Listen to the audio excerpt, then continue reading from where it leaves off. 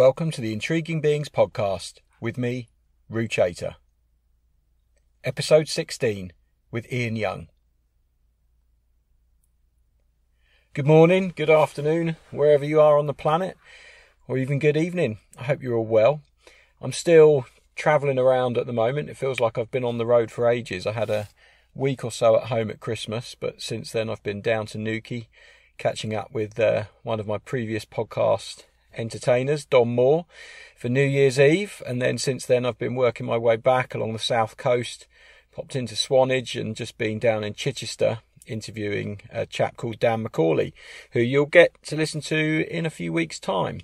Bizarrely enough, I'm recording this intro sat in the Ford Transit custom van, actually on Hayling Island Beach, where I first started recording these podcasts when I did the first one with Dave Hastelow at the Kitesurfing Armada some time ago. So it's funny how the world revolves and you end up back in the same places sometimes. I'm off on Wednesday to New York. I'm hoping to get a couple of podcasts done whilst I'm over there, and then I head out to South Africa for a big trip. I'm going to spend about 6 weeks over in Cape Town. Going to hopefully hook up with lots of people over there to get more of this content for you, so I'm looking forward to that, and it should be a bit of a goldmine in terms of racking and stacking some episodes for the rest of the year. This week I've got a really interesting guy by the name of Ian Young. Now, I'd heard of Ian, and I'd also driven past his house a few times whilst I was staying down with Tim Turner of the Red Bull Lighthouse to Leighton race in Perth. He mentioned I should try and hook up with Ian, and then when I was staying with my friends at the Lancelin Lodge up in Lancelin, they also said I should hook up with Ian. So I figured if two people are telling me, then that's obviously a sign that I should have a chat with him. Now, Ian's a really interesting character. He was in the Special Forces for about 20 years.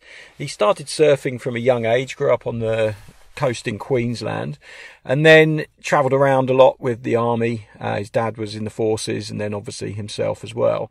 And he ended up settling on the west coast of Australia in Perth, and he's had a very interesting career, not only as an artist, which was something that used to give him a bit of solace whilst he was busy dealing with all the fun and games of being in the army. I guess it was his way of relaxing and finding peace, I guess.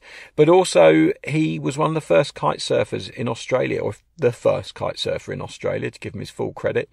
He was starting to fly kites in the 80s, and he was using buggies, and then he realised that he might be able to do quite well with his surf ski with a kite, so he started developing his own kites and experimenting with those. And then by chance he hooked up with someone who had told him about Cory Roesler, who was the infamous water skiing kite surfer, who was probably the father of the sport if you go way back, and he managed to get hold of some kit from Cory, and the rest, as they say, is history. He went on to set up a kite surfing school and taught thousands of people on the west coast of Australia, and he now lives in a very eclectic house just off the beach in Lancelin. If you're ever up in Lancelin, you'll spot it. It's the one with a surfboard fence. And part of his art is he repurposes old surfboards and windsurfing boards and things like that. So when you go around his house, there's some incredible sculptures, including the surfboard spiral shower. But Ian was a really interesting guest, and I hadn't met him before, so I had to have a quick chat beforehand and just find out a little bit about him so I could come up with some questions as we went along.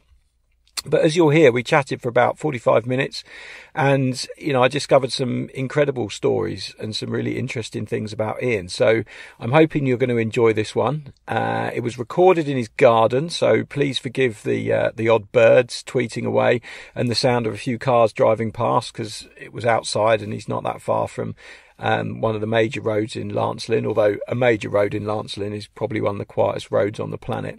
Anyway, I really hope you enjoy it. As ever, a bit of housekeeping. Please give these a like and a share. It really helps when you tell people about it. If you're on any kiteboarding forums or kiteboarding WhatsApp groups or anything like that, please let people know that these podcasts are out there, because the more people listen to them, the more it inspires me to keep making them. Anyway, let's get into this week's episode with Ian Young. Today I'm sat with an interesting gentleman who I've been told I need to come and chat to, so I'm quite interested to see what we come up with in this podcast. His name's Ian Young, and he's an Australian guy who's living up in Lancelin, and if you ever come to Lancelin you won't miss his house. It's the one with the surfboard fence. There's literally loads of surfboards all around the place, and I'll put a few pictures on the post so you can see some of those because it's quite an incredible spot. He's an artist, and he's had quite an interesting life, but he's also one of the first kite surfer in Australia, basically, and his story dates back to sort of long before most of you are listening this probably started kiteboarding. So, Ian, my first question, how did you get into water sports in the first place? Were you a surfer originally back in the day, being Australian? Yeah, I was surfing and windsurfing in the 80s. Yeah. And then I broke my ribs playing rugby, and then found paddle surfing was a bit too much of a painful experience. So then I took up wave skiing. But yeah, I've always been around the water. Ever since I was a little kid, I wanted to surf, but my parents wouldn't buy me a surfboard in those days, so it wasn't until after I joined the army at 16 that I bought my first surfboard. But, with the first paycheck. Yeah, pretty well. Yeah. Whereabouts in Australia were you originally? Well, my father was in the army, okay. And so we travelled. Every 2 or 3 years we moved, and then as I said, I joined the army at 16. So then I was moving every 2 or 3 years. But then I married a Western Australian lady and fell in love with Western Australia. So. Certainly since, the early 80s, I've been trying to spend as much time in Western Australia, and I got out of the army in 99 and basically been living in Western Australia since. Okay. And did you have quite an interesting career in the army? How long were you in it for? Yeah, I was in the army for 22 years. Most of that was in Special Forces and as a communications officer. But I was very qualified, as they say, or in the Brits they call you badged. Yeah. So, had to do a lot of different stuff, jumping out of planes and helicopters. And must have seen some action at that time, because during that period there was mainly peacetime soldering, to be honest. I was actually one of the lucky ones. I got deployed to Somalia and did a short stint in Rwanda and in the Persian Gulf. So, but I was out by the time Afghanistan kicked in, and I actually did go to East Timor, but it was working for the United Nations. So, Did you ever get to surf when you were out on those trips? Somalia's only East Timor. Okay. In fact, I took a rig that I got from Raphael Sales. Oh yeah, Raphael. Yeah, really well, nice guy. So that would have been in 98, I think he came out. Okay. And so I took him down to Margaret River, and we were the first ones to kite Margaret River. Okay. And I had a jet ski that I used to teach kite surfing with in those days, so we did a film shoot down there. And I still haven't seen the raw footage. I'd love to track him down and get a hold of the footage. I've got his email. I'll pass it on to you. Well, I have actually sent him emails asking, but sadly he never responded. But maybe the camera got wet or something like that. Could have been. Forgot to press record. That's often the case. If you're like, can I get the raw footage? Oh, I'll send it to you. It's probably something went wrong somewhere. Yeah. But anyway, I had it was actually a foil kite, but it was one of his F1s, and it was quite interesting. So you packed that up and took it to East Timor with you? Yeah, but there was 2-line foil, so it didn't have all the advantages of current kites, of course. Yeah. And it was a little bit problematic to relaunch those ones, but subsequently I got into fly surfer foils, and I love those because they're so easy to relaunch. Yeah. I mean, everyone thinks foils sink and all sorts of nightmares and kite mares, but my experience has been the opposite. And I've actually taught with them for probably the last 7 or 8 years of my teaching of running my school, and the fact that, if they're leading edge down, you just pull on the back lines, reverse it up, and flip them over and let go, and off she flies. Away you go. So, and plus the wind range, and, I can get people going on 5 and 6 metre foils, and out in the river and chase them down the river on the jet ski. It was great. Perfect. And so we sort of jumped ahead a little bit there because of the East Timor story, but I wanted to ask you a little bit because it's an interesting one. A lot of people in the forces who do these sports, and whether they actually get to do it when they're on active duty is quite an interesting one. But I expect you're probably busy. But if you get a chance to take your gear with you and you're in some amazing spot. Yeah. Well, again, if you're on military operations, that's the focus. You haven't got much recreational time at all. What little time you do is usually trying to get your head down and rest up. Yeah, get some sleep. Yeah. Exactly. So you were the first kiteboarder. We had a brief chat before we started recording this, and you mentioned, Cory Roesler, who's sort of the father of using a kite-powered sport almost. So how did that all come about? Yeah, well, when I was in Somalia, I saw an American, working with Americans over there, and there was a Newsweek magazine, I think it was, and it had a feature of him water skiing on 2 skis, and this huge bar with a reel in the middle of it, and it didn't actually picture the kite, but it said that he was being powered by a kite, and he was able to go upwind, and he could relaunch this kite off the water.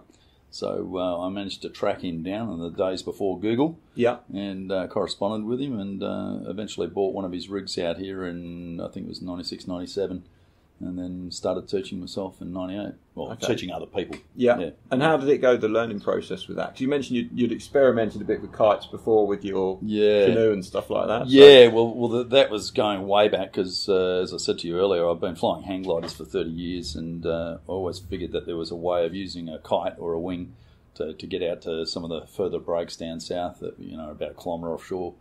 And I figured rather than paddling a wave ski all the way out there, that if I had a kite, I might be able to get out and, a bit quicker. And so I made a little delta kite and put some kids' floaties on the crossbar and put a little bit of sinker on the wingtips, so that when she crashed in the water, it'd sit vertical and catch the wind and take off again. So the concept actually worked. But as I said, I was on wave skis in those days, and there wasn't enough lateral resistance, so I could never go upwind. So I pretty well gave it up as a bad joke. But that's when I saw, and that was in the 80s. Yeah, and that was the first kind of experience of, there's something in this kite. Power lark. Well, I'd been bugging with little 3-wheelers. There was a guy called Neil Taylor who's still around, but sadly he suffered a stroke a few years ago, so he's out of action now. But he used to have one of the first kite businesses in Western Australia, and they had a club 3-wheeler, so we used to muck around with that. So and that was a really good way of learning the basic skills. And how to jibe and tack and all that sort of stuff. And it was quite good fun in those days. But then it was quite a few years until I'd actually seen a kite magazine article about Bruno Legano with a Whippica in, I think it was in Hawaii, or it might have been France. But anyway, I'd tracked down Bruno Legano as well, but he didn't have any commercial products. So when I saw Cory Roesler in his magazine, and he was happy to sell us a rig, so at the time that was the first commercial stuff that was available on the market. So excellent. But that came with a water ski. That was my next question. So what was your board craft that it came with? You bought it from Cory, I should imagine. Yeah, it wasn't. Well, getting back to your first question, when I got the rig, it came with a VHS tape of showing me how to assemble the kite ski gear, and Cory and his wife Teresa doing it perfectly. And that was it. So there was everything else was all trial and error, and so got dragged up the beach a few times, and must have been quite a learning process. Yeah, well, I mean, I didn't even know what the wind range of the kite was, and so you didn't know how much wind you could put it up in, or what wind you needed to and get I think going. he only had 2 sizes of kite. One was like a large and an extra large or something. So it was definitely hit and miss. How did the reel launch work? Basically, it had a disc brake on the reel itself, and so when you were launching, obviously all the lines were inside the reel, and me being short arms, I couldn't actually hold the kite away and be hooked in and hold the bar all together. So you had to basically throw it up the last metre or so, and then it would catch the wind and be flying 2 metres above your head, and then you'd release the brake and it would take off vertically. And then every now and then the brake would need adjustment and fail and go screaming up at a great rate of knots. And you get a bit of unintentional air on launch. Yeah. But I was convinced for a long time that the reel bar had a real future, because in those days I couldn't picture enough beaches around the world that had enough space. Yeah, to lay the lines out. But people have been pretty creative with how they managed to do it, and obviously launching off the water and off the back of boats and all sorts of other stuff that we do fairly routinely now. But it was all new, and well, back then the reel system sort of made a lot of sense, didn't it? 'Cause you've got trees on the edge of the lake or whatever, you could just walk out to a tiny bit of beach and just start letting your kite out. Yeah. How did you actually get the kite back in again? Was there like a handle on it, or did you just crash it? No, you would never. There was too much tension on the lines, and again, it was they're all 2-line kites in those days. So even though all the foils were all 2-line, and certainly the Whipper was 2-line as well when it came out about a year later. And so basically the answer to your question was that, and it's one of the things I really liked about the kite ski kite, was it was very similar to a windsurfing rig, if you like, because it had a carbon fibre leading edge that you tensioned up just like rigging a sail on a windsurfer, and one carbon spar down the spine, and just 2 lines on a pretty primitive sort of bridle. But when you landed it on the edge of the window, it would just fall down and sit flat and just flap in the wind. So it never relaunched. And I remember the first time I got a Whippica, being the first one in Australia, and there was no one to assist you or knew anything about kites. So, self-launching and landing those things was, especially landing, because initially I used the reel bar to launch it. I thought that was the safest way of launching the Whippica. And, because the kite wouldn't just sit at the edge of the window like it does now.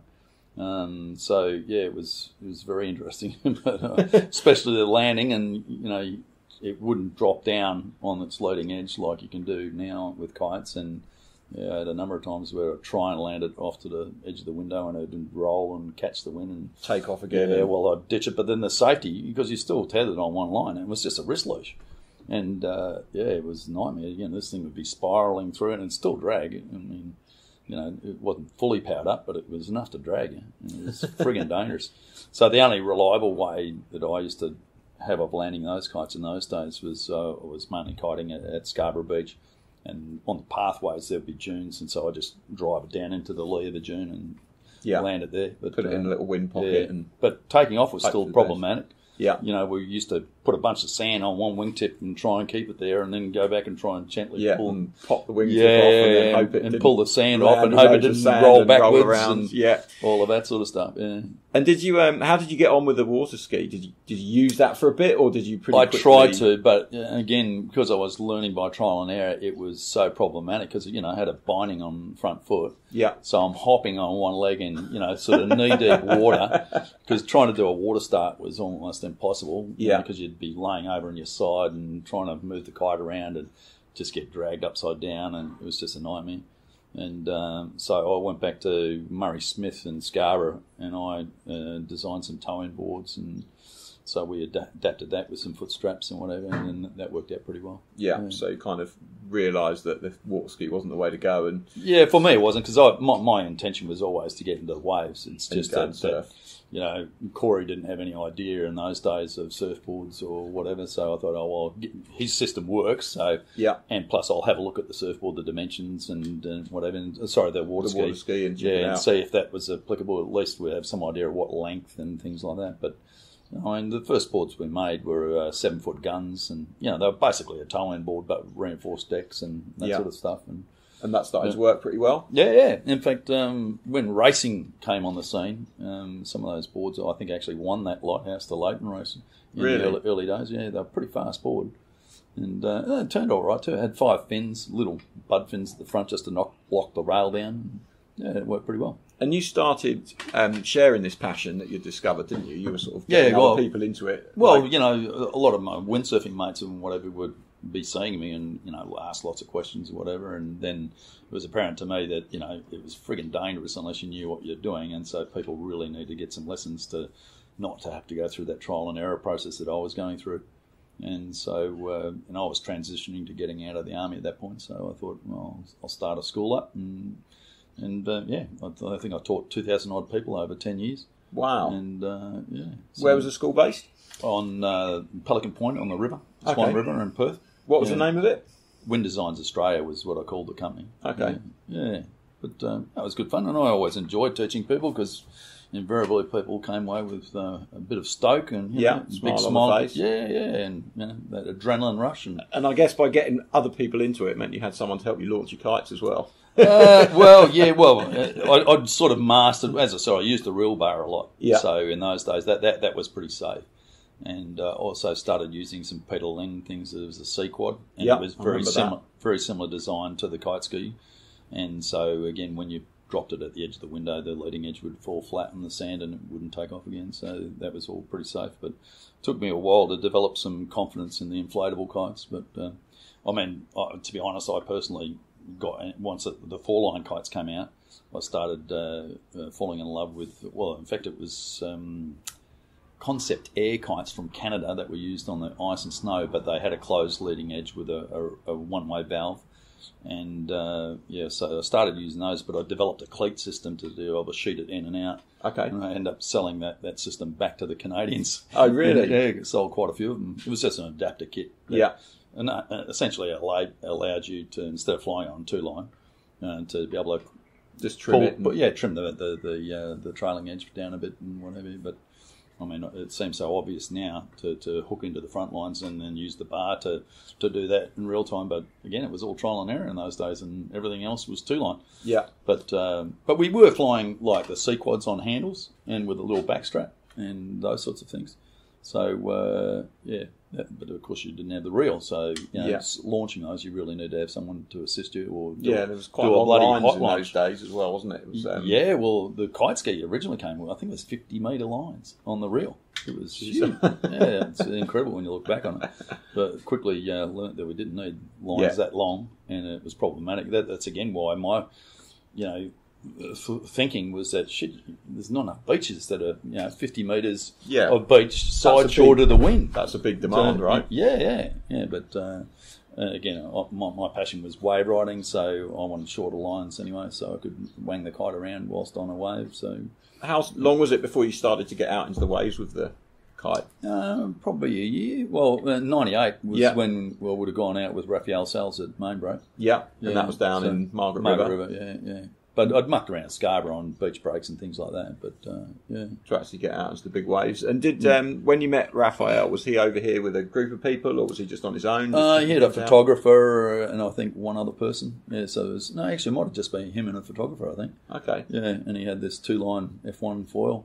Yeah, I think I've got photos of it somewhere.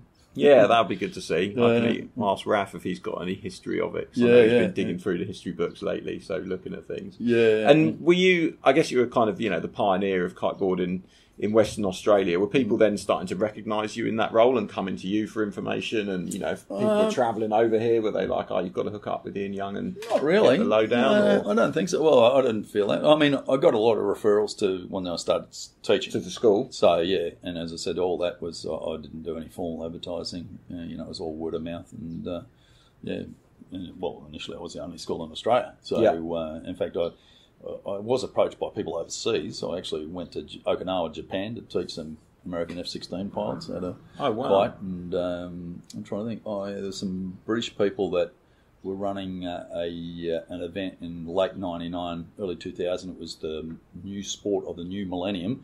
And that was going to be, we all went to New Zealand to Gisborne, which is apparently the first place on the planet that was going to see the first light on the new millennium.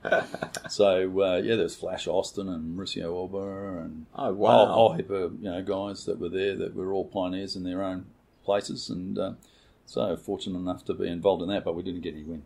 Not on the day or the first day of the new year, or the new millennium. But we did do a little bit of kiting out there.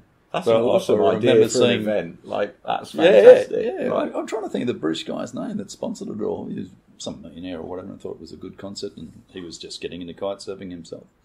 But, I remember Flash had got this new 11-metre.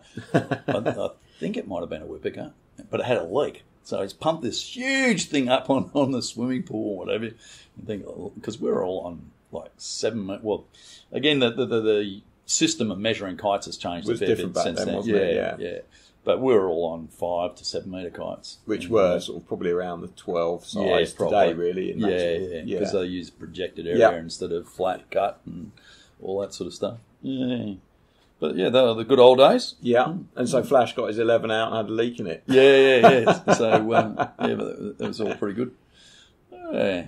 Excellent. Did you do much travelling with it? Did you go? Obviously you mentioned New Zealand and Asia, but did you do much of that to go and discover wave spots or anything like that? Or? A little bit, but I was I worked with the Kiteboard Professional World Tour for a while. Initially, they approached me to go and be a judge in New Caledonia. Okay. And then basically rocked up there and they didn't like the guy who was actually running it. Yeah. Well, they had problems with him, and so I got moved from judge to race director. So, I was race director for them for 3 years. Okay. So pretty well travelled all over the world. Yeah, that must have been a good gig for going to different spots. Yeah, but I mean, it's pretty stressful being the race director, and obviously you're there to run the event. So the focus really is on the draws and the conditions and alternate plans and all that sort of stuff. So yeah, it was pretty full on, and I often didn't get much chance to kiteboard myself. But yeah, certainly got to see lots of different spots, and to be honest, it just makes you appreciate home more. Yeah, I mean, we're pretty lucky here. That was my next question was, back home in Western Australia, and it's one of my favourite places in the world. We're currently sat in Lancelin, which I rate as my favourite kite spot on the planet. Yeah, and I've been to loads. So I guess that's a difficult thing, isn't it? When you're living here, there's not much reason to go anywhere else, Exactly. We were speaking to Matt over at the lodge. He went to Sri Lanka, and I was asking him how his trip was, because he asking me to sort of, if I knew anyone over there, so I hooked him up with Fabio and Grosso, and he said he had a great time. He goes, the kiting wasn't that good. And I'm like, well, Matt, you live in primo. The best spot. So everywhere you go is never going to be quite as good as back home. Well, quite often when I travel, I don't bother taking kite. I mean, even when I go to Perth, I don't bother taking my kite gear up there because beach breaks are pretty crappy compared to the reef breaks we've got here. Yeah, South Passage is a pretty incredible spot, isn't it? Yeah, and main break. I mean, there's lots of spots, and even Edward Island. There's lots of nice waves depending on the tide and the conditions.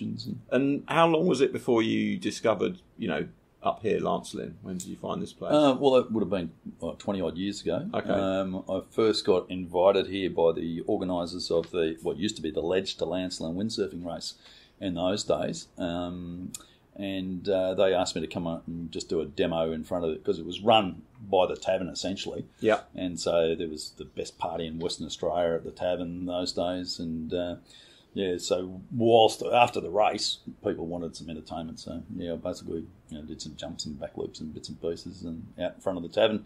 Excellent. And that was your first taste of Lancelin. Yeah, I think I'd been up here once before, but not to kite. Yeah. When I was in the army, we went to the range. Yeah. Up here, there's a bombing range just north of town, but I hadn't really been out surfing here or anything. Most of the time, I went surfing and went down south.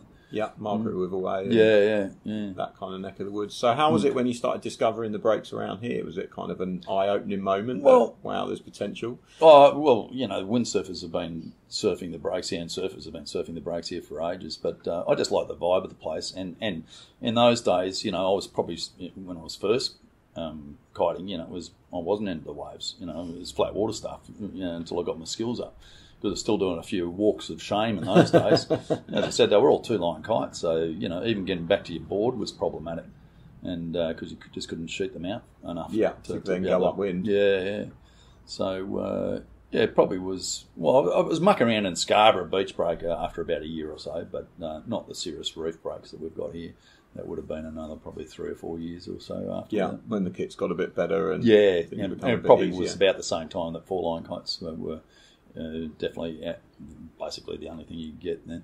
And have you always been kind of making your own boards and stuff like that? Because you've got some interesting ones laying around. Yeah, well, they're not all mine. I mean, I put a post on Seabreeze and the windsurfing, surfing and kite surfing forums, and sort of said if anyone's got any old busted boards that they want to get rid of, chuck them up my way. And I've been doing sculpture since I was about 18, and I was interested in doing some sculpture projects. And as you mentioned, the board fence was one of them, and I don't know if you've seen the spiral shower outside, and a few other bits and pieces. I've got a couple of other plans for the ones that are planted along the side there later on. Yeah, so things to do with them. Did the art kind of come around that sort of time? Have you always been artistic, or was this something? After my father got out of the army, he gave me a set of wood chisels, and so I started doing wood carvings. But I had a distinct simplified style.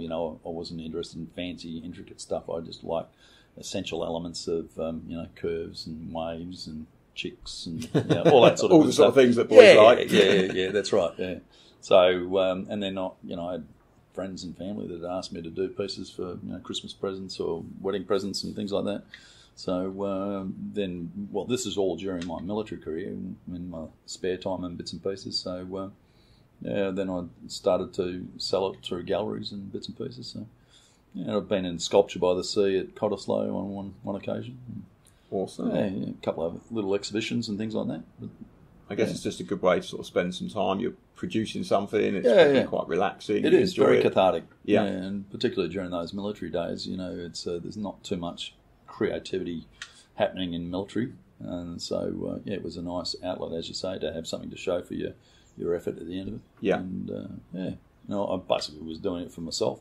Although, I do get commissions, but, when people ask me to do a lifelike representation of their pet dog or someone's face or whatever, I give those things the flick. Yeah. I'm not Not into that. No. Well, for me, that's a mechanical process. I like the creativity side of it and coming up with completely new and different shapes. And Yeah. And you're working with a bit of bronze that you were showing me earlier. When did you start getting into that? It was probably 15, 20 years ago now. Okay. Yeah, so I had some small clay pieces, in fact, and then people wanted them, but then clay, obviously it was ceramic, so if you drop it, you smash it and whatever. And then I can't remember exactly how I got in, but I started to hunt around to see if I could get a mould off it and then pour waxes and then maybe give them to a foundry and whatever. So, I ended up working along that, and then I found that for the amount of time that I invest in, whether it's bronze or timber, it taking about the same amount of time to actually finish a piece. So, I found that people were willing to pay a lot more for a bronze, but it cost me obviously more money to make to produce it, to pay the foundry and things like that. But then there was definitely a premium on top of that, and plus, it's a piece of art that is multi-generational, so people should see that as an investment. And, that after they've died... Still going to be around. Yeah, and you can have your house burnt down, you'll lose all your paintings and all your prints. Bronze will still be there. Yeah, you lose your computer with all your digital art and all that sort of stuff, but the bronzes will probably still be there. Stand the test of time. Amongst the ashes. Yeah, well, they'll be around forever almost, won't they? Yeah, pretty well. Well, that's some of the art that we've still got from the Greeks and Romans, and is all the bronzes. Yeah, so it will stand the test of time. And you obviously live up in Lancelin now. When did you make the move to sort of, be up here sort of permanently? Yeah, about 6 or 7 years ago, I got divorced, and this was an investment property come holiday home. And, at the time, the market was pretty depressed. Well, it still is. And so, and I was doing a lot of fly in, fly out all over the world. So it really didn't matter where I lived. Yeah. As long as I could get to the airport, and it's only 90 minutes from the airport. Yeah, it's pretty easy, isn't it? So, I thought, I won't sell up, I'll just hang around here. And then I got involved with the local community. I'm a volunteer fireman and do volunteer marine rescue stuff. And, got involved with the local community. And as we were talking earlier, old primo for kite surfing. So it's not a bad spot. You want to go out in the summertime, is it? It's always windy.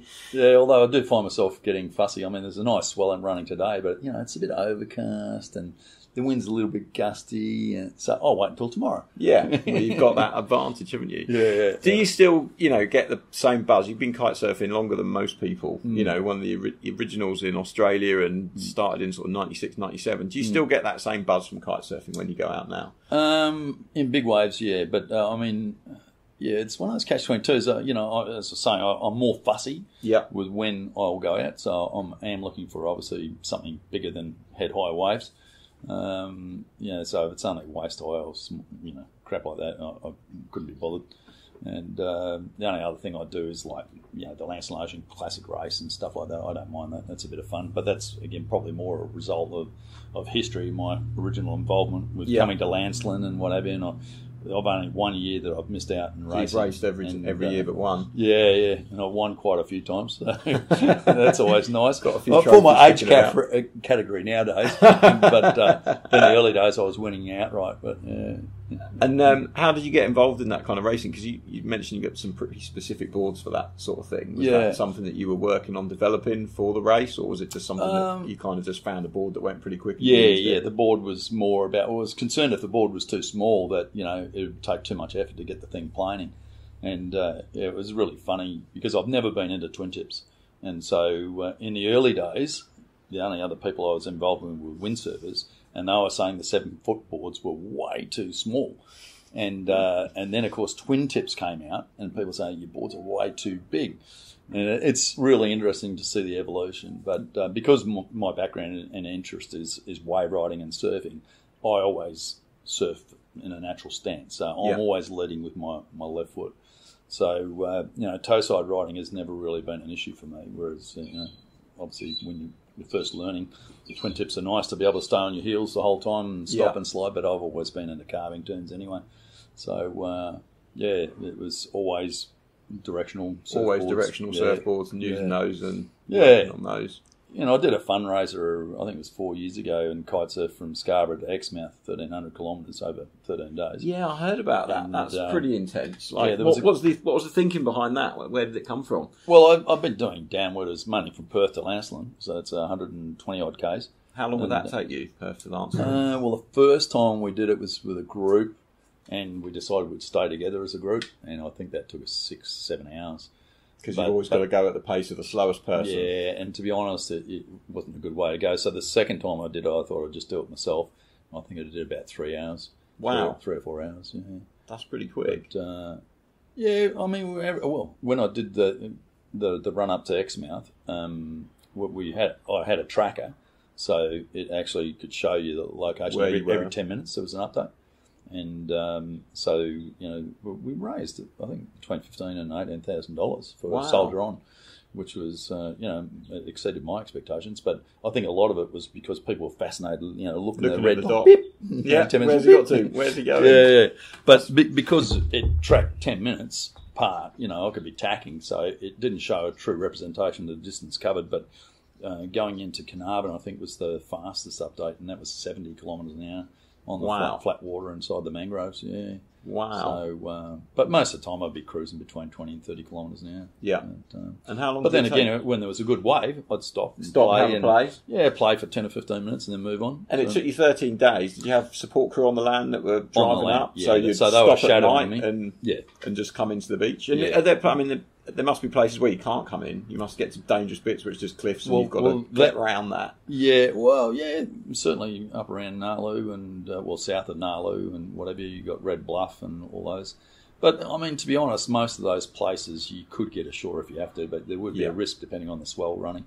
But we didn't do one section near the Zydolf Cliffs, which is north of, we stopped at Port Gregory and then we restarted because it was 3 or 4 days where they were forecasting 3 or 4 metre swell in 30 to 40 knots. So big conditions. It was either stay at Port Gregory and wait for the conditions to abate, plus my safety plan depended on the volunteer marine rescue people and local crayfishing, and they said, well, we're not going out for 3 days. No, because it's too dangerous. Yeah, so it was either sit and wait or jump ahead, and we decided we'd jump ahead and use that 30 knots from Shark Bay. But that what started me on that story was toe-side riding. Yeah. So going across the top of Shark Bay, there was 2 legs of about 40 and 50 k's each on the toe side. Just on the toe side. Yeah, but, you know, to me it's just cruising and one-handed riding and, you know, especially in 30, 40 knots, you just park the kite and go. Yeah, just follow it. So quite good, it's not when you're tacking upwind and pulling a lot of pressure and, you know, your board's just on the plane. But it was an awesome part of the country because a lot of that Shark Bay area is really shallow, and and just beautiful, isn't it? Stunning, absolutely stunning. And to be honest, it's probably one of the few ways you can get into some of those places because there's no roads in there. The only other way I can think would be a helicopter because it's too shallow for a prop boat, or even a jet ski. And even then, there was times where I'd hit a sandbar because I've got a draft of 2 centimetres when I'm on the plane on the edge of the board. And I'd still clip a fin and bloody come arse over. Go from 70 k's to naught very quickly. Well, I wasn't doing 70 k's then. No, I wouldn't be doing 70 k's unless I knew that I wasn't going to hit something. Yeah, you're not going to get hung up. How did the support crew deal with it? Because they must have been having to do some serious off-roading. Yeah. Well, there was 2 nights that they didn't catch up with me. Really? And, they had coming out of Nalu, they blew 2 tyres, so they had to actually get new tyres brought up from Geraldton. Oh, wow. That's a long drive from Geraldton to Nalu, so waiting for that chunk of time. Well, they actually did it pretty quickly. It was 2 nights that I didn't catch up with them because of that. But the tracker I had a text receive and transmit capability, but it was very difficult to cack something out on the water. So I pretty well have to come to the beach. But most of the time, I was surfing on the beach breaks. Yeah, so you went that far out? I never went more than probably 400 metres offshore anyway. Okay, so you just hugged the coast on the way around. And played in the waves and whatever. But and so plus that's the spectacular scenery as well. It was only those 2 long sections going across Shark Bay where you've got big peninsulas coming up and open water between them, but pretty flat.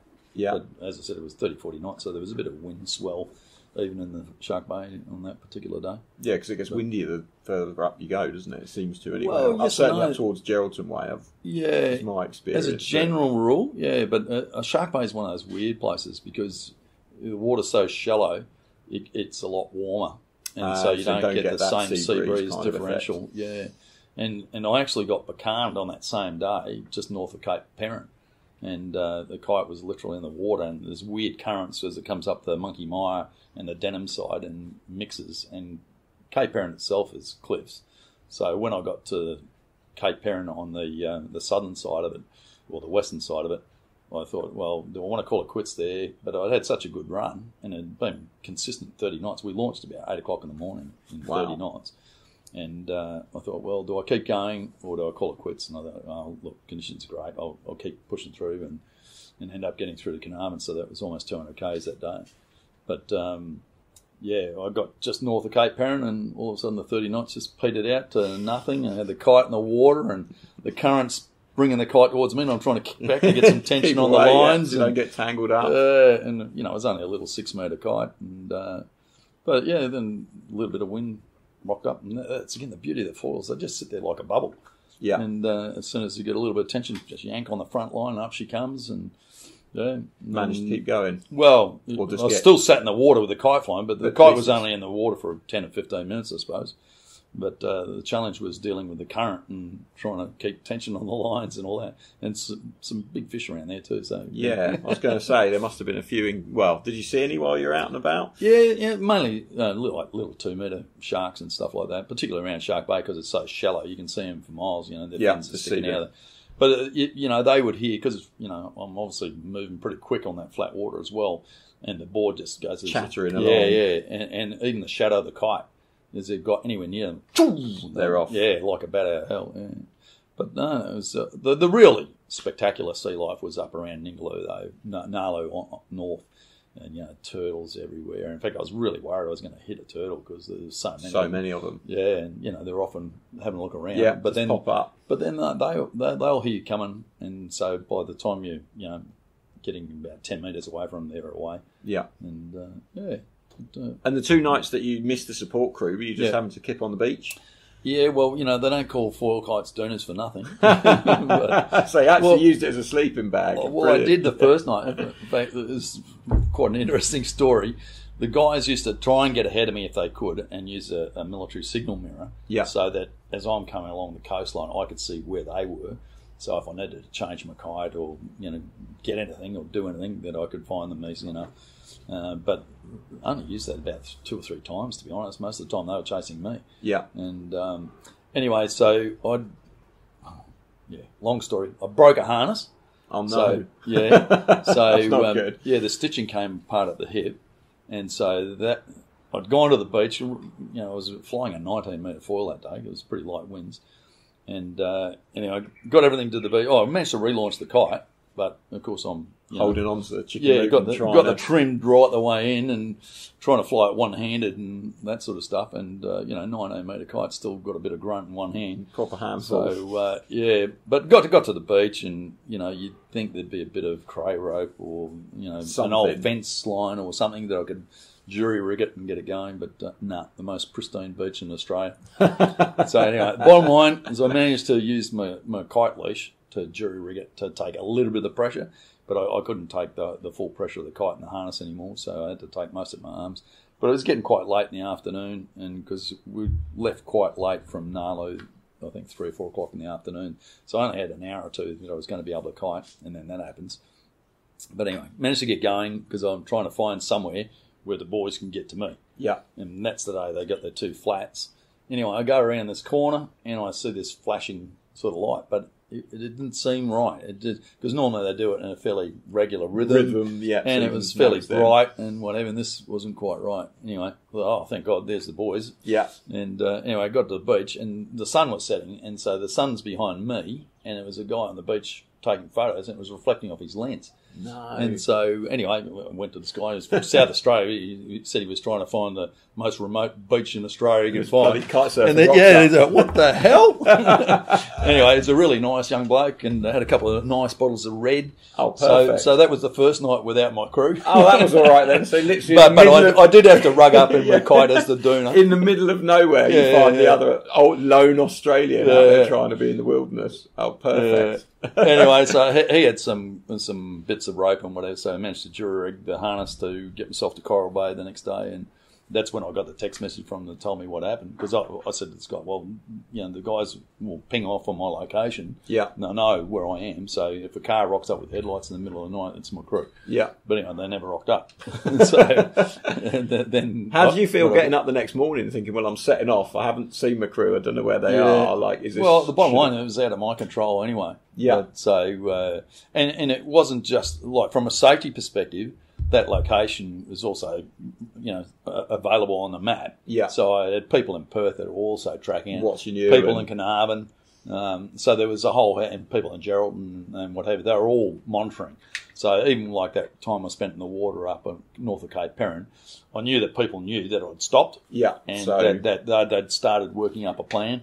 So they're probably talking to Sea Rescue in Denham and Monkey Mire, and starting to look at options. Yeah. But as I said, I was only stationary for probably 15 minutes or so. So you got that back up. Yeah. So then the next night on your own, did you meet another Australian with a nice bottle of red or not? No. Well, almost as good. Yeah. Well, I went through Coral Bay and I got there fairly early, but I thought, no, I need to get myself another harness. And anyway, so I pulled in at the boat ramp because you're not allowed to actually kite in Coral Bay proper. And packed up, and a guy gave me a lift into the pub. And, I had $50 cash on me, so I thought I'll treat myself to a couple of beers, sit by the pool, and wait for the boys to rock up. And that's when I got the text message and said, "Oh, we're not going to make it tonight either." So, okay. Well, the last time I was in Coral Bay, there was a local guy that kited, so I thought I'd try and track him down. But he'd actually moved on. But there was another guy that was a kiter and runs the manta ray business in town. And so anyway, obviously just in a wetsuit. Yeah. And I left my gear at the pub. So I'll wander into his shop in a wetsuit and say, "You're Ian Young, aren't you?" I've been following you on Seabreeze. Oh, really? So, watching you walk up the road. Yeah. No, I turned the tracker off at that stage. Didn't want people to be, knowing coming you're up in the to pub. the pub. But, his wife was in Exmouth at the time, so he very kindly shared his kid's bed with him. Oh, awesome. So I had a proper bed that night. And, I think I had a couple of bucks left over to shout him with pizza. Brilliant. And another beer. Yeah. So that was the 2 nights I had in the whole trip without the crew. Excellent. So landed on my feet that way. That's fantastic. It's an amazing experience. Have you ever got plans to do something similar or something bigger, or do you think that's not kind really. of, well, a couple of years after that, I had problems with my hip. It wasn't as a result of that. It's actually from an accident I had in the military. But I had to have a total hip replacement, so that slowed me down a little bit. So, don't do any big air or jumps or tricks or anything like that. Just cruise and wave ride. Relaxing into it a little bit more. Last year, or this year, 2018, in January, when we had the Lancelot Ocean Classic, I did manage to win the over 55s. Three months after my surgery. 3 months after a hip replacement. Yeah. Wow. And I was taking it pretty easy, but to be honest, the real reason was that we got launched by the race director in an easterly. And, a lot of people were kites in the water and whatever. And as I said, one of the advantages of foils, they do relaunch pretty easily. Yeah. So, I was able to get going a lot earlier than other people. And in fact, I think all of the guys in the over 55 division beat all the guys in the over 50s. Oh, so really? we're all pretty stoked. We reckon we should have got double prize money. Yeah, we'll have your prize money as well. We've done all right. Yeah, that didn't happen. And you've had a long association with the Lancelot Ocean Classic. Are you looking forward to this year's event? You're going to be racing again? Sure. Yeah, I'll race again. Well, I'll be cruising. Yeah, but you'll be out there. Yeah, I'm hoping so. Yeah. Excellent. That's the plan. Yeah. And how often do you say you reckon you go kiting? You're quite fussy these days, but do you get out a few times a week or? Probably I'd say a few times a fortnight. Yeah. But, climate change is real. It's just a weird day. We don't have weather like this here in summer. It's just, I woke up this morning and I just couldn't believe it. I was like, it's grey and cloudy. I've never been here and it's been grey. It was raining last night and, it's just weird. Yeah, normally from, October, November onwards, you don't see any more rain and it's blue skies like it was yesterday. Yeah. So I did go for a cruise yesterday, but that was weird too because normally once the sea breeze comes in, it stays in. And it'll fill in. And but yesterday it was like 12, 13 knots most of the time. So it was a bit light. I guess this is the worrying thing, isn't it? Is that you have these spots that are so regular, and you could have come here 10, 15 years ago and the wind is like clockwork. You can set your watch by it, just in it comes and away it goes. And it's kind of a real eye-opener that these spots are all changing. You know, there's so many people in these spots, and they're like, well, it's not as windy as it was last year, and it's not as good as it has been. And it, like you say, it is an effect of just the climate's changing. For sure. Yeah, I think that the mistake that the people have made is calling it global warming, because it's not necessarily warming, but it's definitely changed. And, to suggest that it's not created by humans, I think is just so naive. It's crazy. But anyway, I think we need to clean up the planet a bit more. Yeah. We're definitely trashing it, that's for sure. Yeah. I guess it was a good example of recycling with all the surfboards kicking around. Oh, yeah. better than being in landfill, mate. Yeah, exactly. Make some art out of them, do something with them. Yeah, exactly. Repurpose things and for sure, make stuff a lot better. We should be doing a lot more of that, that's for sure. Yeah. So what's the future hold for you, Ian? More kite surfing, more sculpture? Yeah, just more of the same. I'm pretty well semi-retired now, so just take each day as it comes. And I find that, since I got out of the army in '99, you get all sorts of opportunities and stuff. I've got a gig down at Augusta Margaret River not so long ago, just working with the Singapore police force doing adventure training, basically. Oh, wow. And then I got a 2-day gig in Hong Kong doing some emergency management. So, there's all sorts of stuff that comes up all the time. And, I'm working on about 3 or 4 commissions at the moment. But I should be doing them now. I know. Well, I think some of those people wanted them for Christmas, but I told them unlikely. Depending on the wind and other factors that will come in, depends on whether it gets done on time. Yeah, exactly. Excellent. Well, look, Ian, that's been really interesting to chat to you. Oh, thank you very much indeed for your time. No worries, mate. Yeah, that's fantastic. There we go. Episode 16, done and dusted. I hope you enjoyed that one. I really enjoyed chatting to Ian. It was an interesting experience. That's the first time I've done a podcast with someone who I've not really known that much about and actually hadn't done that much research on before I sat down with him. So I hope you enjoyed it. Without writing down any questions beforehand, I think we managed to have a really good conversation, and we ended up getting on some interesting topics. I especially like the tales of his huge kite surf from Perth up to Exmouth, which is monumental, and the fact that he almost covered 200 kilometres in one day and was sleeping in his kites at night, and met some interesting characters along the way. I've got another episode lined up for you next week. I'm not going to spoil the suspense by telling you who it is, but I'm sure you'll enjoy it. Hopefully you have a great week. I really hope you enjoyed this episode. And as ever, tell your friends about it down the pub, spread the word, and let everybody know. You've been listening to the Intriguing Beings podcast with me, Roo Chater. Have a great week.